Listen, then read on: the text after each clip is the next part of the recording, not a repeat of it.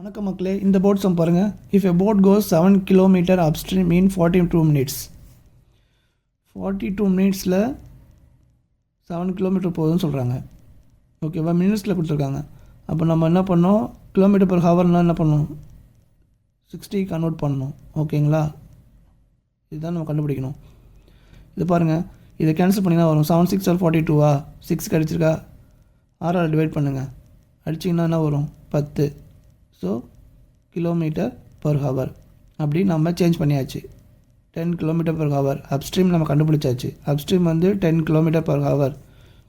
நான் உங்களுக்கு சொல்லியிருக்கேன், இந்த இன்டர்மீடியட் பாயிண்ட் வந்து வாட்டரோட ஸ்பீடு, இது வந்து சென்டர் வந்து போட்டோட ஸ்பீடு.